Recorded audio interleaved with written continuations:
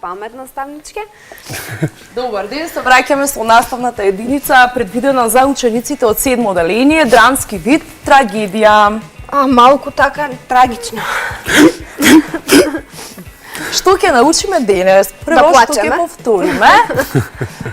Ќе повториме за литературниот род драма. Ќе ги повториме белезите или особеностите на драмата како литературен род. Ќе научиме за белезите или особеностите на драмата. Ќе ги повториме основните драмски видови. Ќе научиме за почетоците на драмскиот вид трагедија. И ќе го откриеме елементот на трагичниот ефект или трагичниот јунак во еден драмски текст, односно трагедија. Ќе направиме само кусо повторување, во центарот го ставаме зборот драма и наведуваме асоциации на овој поем. Драма, нешто што се изведува во театар, секогаш го поврзуваме со театар, сцена, публика, драмски ликови кои што се носители на драмското дејство. Рековме дека драмата представува литературен род и имаме драмски видови, комедија, трагедија и современа драма. Минатата недела учевме за трагедија, а за комедија овој час ќе учиме за трагедија. Кога се почетоците на трагедијата како драмски вид? Трагедијата се вели дека настанала многу одамна и вели дека настана уште во старогрчката и римската книжевност и дека самите почетоци на трагедијата се поврзуваат со драми кои што биле пишувани во стих и биле изведувани во почетокот само од еден драмски лик, а тоа бил хорот. А подоцна се појавил и вториот драмски лик, и третиот драмски лик и така натаму. Кога се изведувале овие драми? Овие драми најчесто се изведувале за време на дионисиските празници во чест на богот Дионис. Знаеме дека во тој период луѓето верувале во силата и во моќта на боговите, па овие празници траеле 3 дена и имале надпреварувачки карактер. Се изведувале на отворен театар. Зошто? Затоа што на таков начин сметале дека ќе бидат поблизу до богот Дионис, а оној трагичен елемент, односно трагиката на ликот, која што настанувала, се сметало како еден вид принесување на жртва кон самиот бог. Во периодот на 6 век пред нашата ера се вели дека настанала трагедијата, но тогаш таа не се сметала како уметност, туку имала религиски карактер. Некаде од 4 век пред нашата ера трагедијата станува литературен жанр, односно уметност. Познатиот старогрчки филозоф Аристотел има напишано едно дело за поетиката во 4 век пред нашата ера, кое што е клучно за разгледување токму на овој драмски вид, односно трагедија. Во почетокот на своето дело тој се насочува кон поимот уметност и според него уметноста е подражавање или имитирање. Затоа вели дека уметноста реално не е она што го имаме во природата, туку уметноста представува надградба на самата природа. И според него трагедијата представува уметност, односно трагедијата представува подражавање или имитирање на некое сериозно дејство со дотеран говор, меѓутоа преку самото действување на ликовите доведува до жал, страв, страдање од другата страна, дали кај читателот или пак кај гледачите.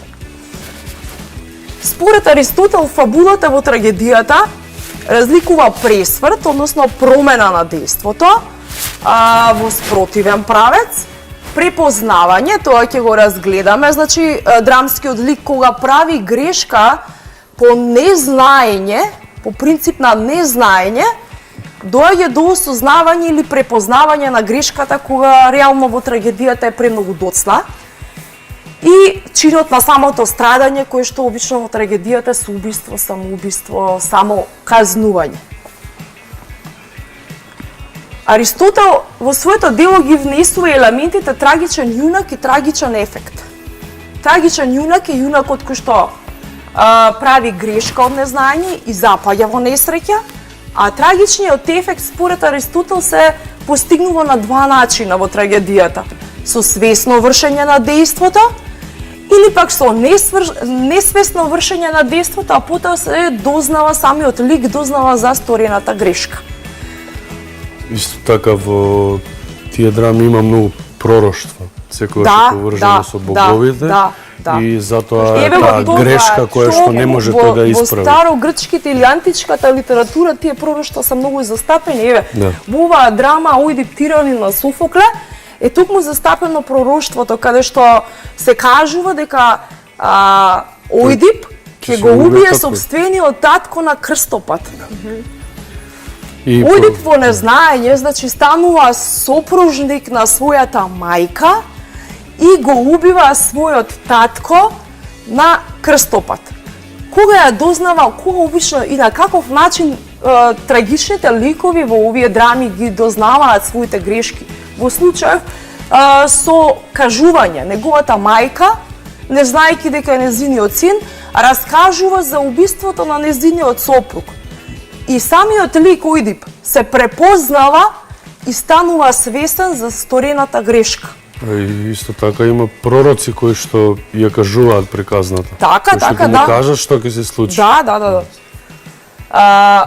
Обично во трагедијата ликовите се само казнуваат за сторените грешки, затоа што ги сториле од принцип на незнаење. Па така и во оваа драма Оидип тиранин на Софокле доаѓа до само казнување на ликот по дознавањето на вистината. Јокаста, неговата мајка, се убива, а Оидипот кога ќе дознае вистината ги збунува своите очи во чин на само казнување. Една македонска драма Парите со утепувачка Ристо Крле. Претпоставувам дека сте ја читале и ја знаете. Да. Ангеле е убиен во незнаење од сопствениот татко кој што по принципот на лакомост, на богатство и стекнување пари на нечестен начин го убива сопственото дете. Каде настанува препознавањето на грешката со доаѓањето на неговата сестра Ката, која што е информирана и соопштува дека странецот кој што претходната ноќ бил во нивниот дом е нивниот син. Повторно имаме само казнување на ликовите за сторената грешка под дознавањето на вистината. Таткото се убива, а мајката, кога ќе дознае вистината, доживува срцев удар. Имаме слики тука, дали можеме да предпоставиме за која драма станува збор? Па лесно, за Ромео и Јулија. Ромео и Јулија, Вилијам Шекспир. Ова е Шекспир, тоа се Ромео и Јулија. Да. Дали може само една куса драматизација да направиме? Ромео? Секако. Повели? Благодарам. Може Јулија? Може, ајде. Сакаш да се смениме? Да, не. Не? О, Ромео, но зошто ти Ромео си? Дај одречи се од татко ти, отфрли го ти родот. Или ако не ќеш, клетва дај ми дека ќе бидеш моја љубов, а јас нема да бидам Капулетова. Дали да слушам уште или да се јавам? Со твоето име мој душман. Ти си ти и без Монтеки да си. Што е Монтеки? Не е ни рака, не е ни нога, ни мускул, лице, ниту еден дел од човека. Обиди друго име, но што е друго име? Она што е ружа со друго име пак ќе мириса со иста сладост. Така Ромео, да не се вика Ромео, тој пак ќе беше исто толку освршен. Без тоа име, ти отфрли го мој Ромео, бидејќи твоето име не е дел од тебе самиот. Па мене сета земиме. За збор те држам. Љубовно речи ми, јас ќе бидам повтор крстен, нема да бидам веќе Ромео од денес. Ти кој си?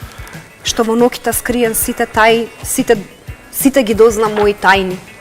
Не знам, со кој име да се наречам, го мразам тоа име. Мила Светице, бидејќи твојот душман да е напишано, јас сега би го скинал. Одлично. Драги Прочитавме изводок од драмата Ромео и Јулија од Шекспир. Тоа е оној момент кога Ромео и Јулија разговараат за двете раскарани семејства така нивната љубов е буквално забранета.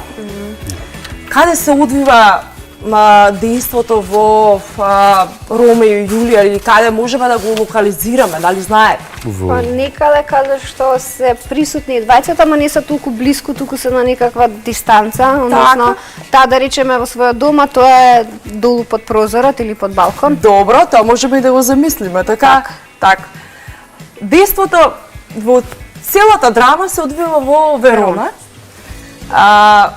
Ако ја разгледуваме оваа драма, по принципот на елементите на драмското дејство, можеме да поделиме експозиција, заплет, кулминација, перипетија и расплет. Знаеме дека Ромео и Јулија се членови на раскарани семејства, кои што не смеат реално да бидат заедно и нивната љубов е забранета. Каде настанува заплетот? Заплетот во оваа драма настанува со нивната и реално и кулминацијата, врвот на дејството со нивната тајна венчавка, без знаење на останатите. Јулија пак сака да омажат за друг, која што нивната фамилија, од нивното семејство, меѓутоа никој не знае за нивната тајна венчавка. За да го избегне тој момент, се јавува ликот на помошник на отецот Лаврентиј, кој што и дава лажан напиток со кој што привремено ќе изгледа како да е умрена. Ромео, по принцип на незнаење, еве во тој момент, принцип на незнаење во трагедијата,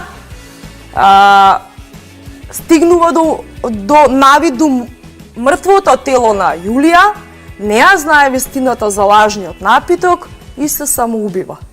Тука е тоа страдање на главниот лик, на главниот јунак. Значи Ромео од незнаење, не знаејќи за лажниот напиток, незнаењето за веста за лажниот напиток се самоубива. Јулија пак, кога ќе се разбуди, го гледа мртвото тело и пие отров. И двајцата завршуваат трагично. Так. Сега домашна задача за учениците. Имаме анализа на ликот на Јулија од драмата Ромео и Јулија. Супер. Може да појдат учениците до најблиската библиотека, да си ја земат оваа книга и нека ги пронајдат еве трагичните елементи во овој драмски текст. Трагичните елементи и анализа на ликот на Јулија. Так. Супер домашна задача е ова наставнички. Да. Ви благодарим. Имаме уште нешто за глумење? Немаме? Немаме. Еј, штета. Баш бивме спремни за тоа. Следниот час. Следниот час. Се надевам дека ќе имаме. Одлично. Ние сега продолжуваме со нешто малку наука, нешто физика или биологија, не знам точно што, ама сега ќе дојде следниот наставник или наставничка и ќе ни каже. Чека.